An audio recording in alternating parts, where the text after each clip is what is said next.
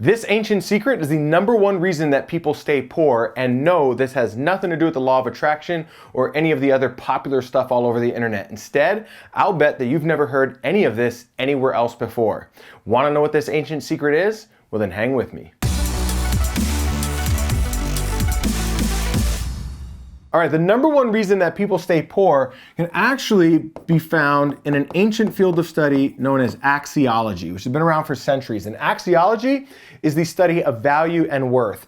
Now, pulling from axiology, we can observe that every human being has a hierarchy of values, the things that they value most in life to the things that they value least in life.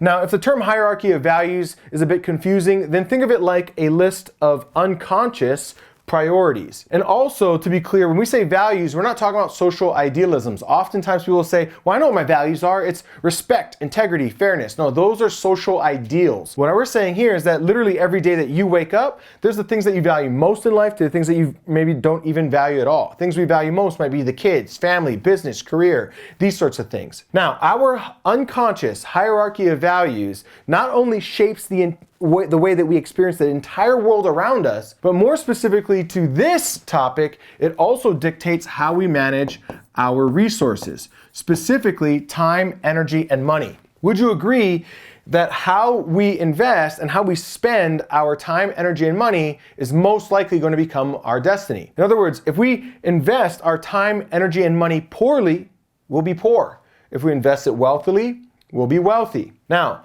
every day, all of us wake up with a finite amount of these resources, and then we deploy those resources into our day in direct proportion to our values. So in other words, the things that we value most in life will get the most amount of our resources, and the things that we value less will get less and less until typically we run out of resources long before we run out of things to do. This is often why people set goals like, I want to start a business, I want to save more money, I want to get in better shape.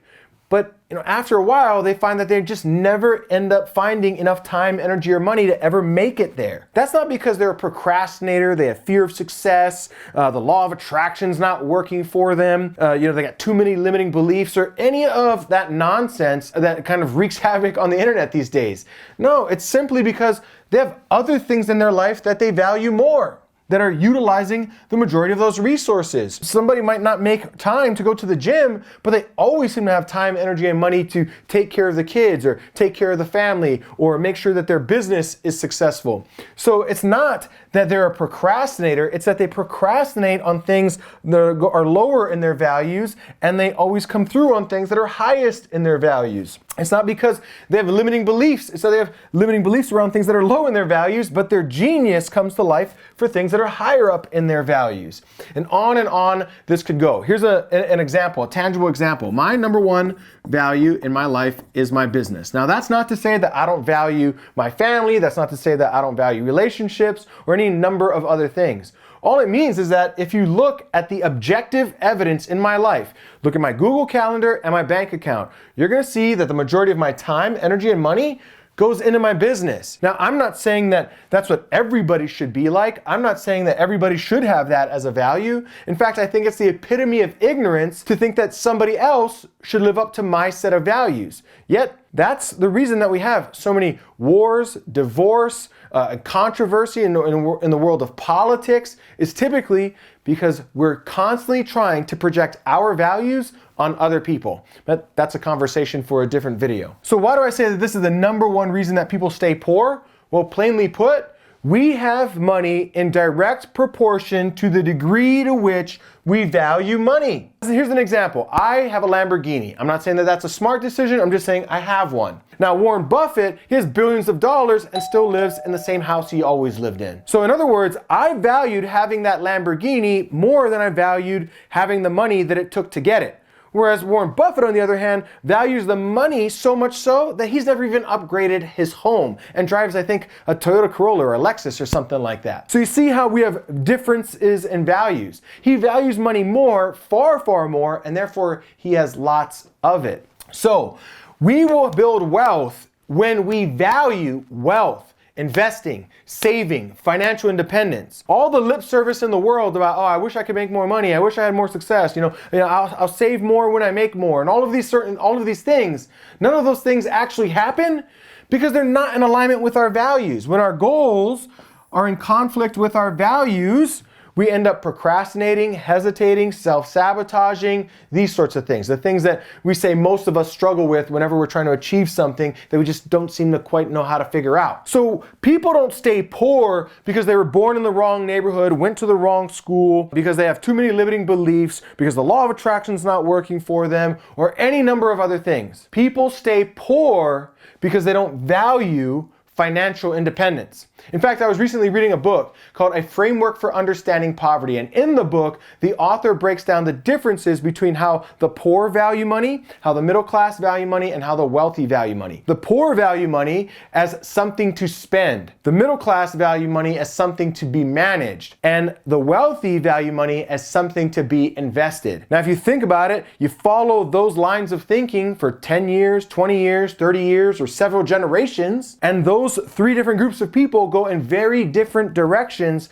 based on the way that they're valuing money. So here's the good news. If we want to make more money, we can adjust our values to support us making more money. Or if we don't really want to make more money and we're happy with the values that we have, well then we can just pick goals that are better in alignment with our values and stop beating ourselves up for who we're not and start loving ourselves for who we are. This is an expression of what's meaningful for us for whatever reason that may be. It's not wrong. It's not that somebody else's is better. The reason that we feel that way is because we typically tend to project society's values, our family's values, or other institutions' values on ourselves and say that, we're not enough like that. Then we beat ourselves up, undermine ourselves, and put ourselves down in comparison to something that's false, rather than loving ourselves for who we really are. So again, if you want to learn how to change your values to support making more money or accomplishing bigger goals or having a business, well, the good news is that's what I did about 10 years ago from the day that I'm shooting this video.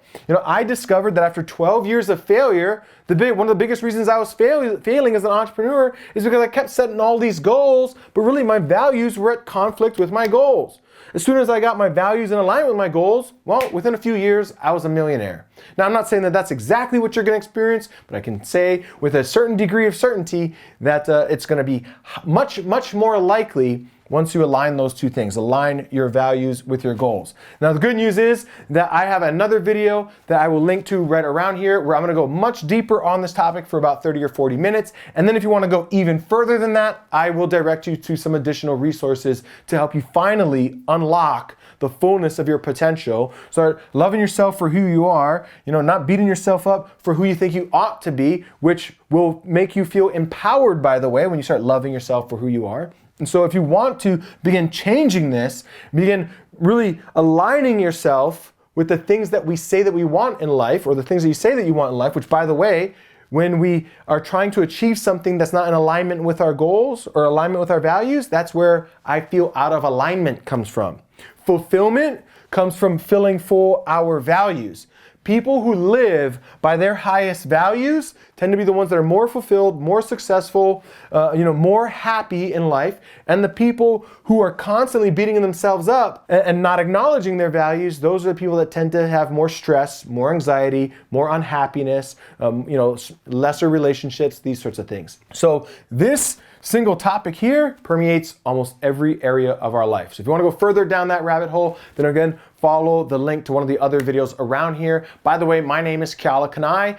I'm an entrepreneur. I got started while working in a coffee shop for just minimum wage. Then I discovered this after 12 years of failing. And I've gone on now to build multiple 7- and 8-figure businesses. My primary business doing over 75 million in sales over the last 5.5 years or so. And I'm not saying that to brag or boast. I'm saying it so that you know that everything that I put on my channel comes from real world experience of applying the information that I'm sharing, and I share it in hopes that you get value out of it and that it helps you save time, energy, and money on the pursuit of your goals as well. So if you like that sort of stuff, and you like content like this, then make sure that you subscribe, hit that little bell button so you get notified every time I drop more content like this, which is happening on a weekly basis. And I look forward to seeing you in a future video, my friend. Take care.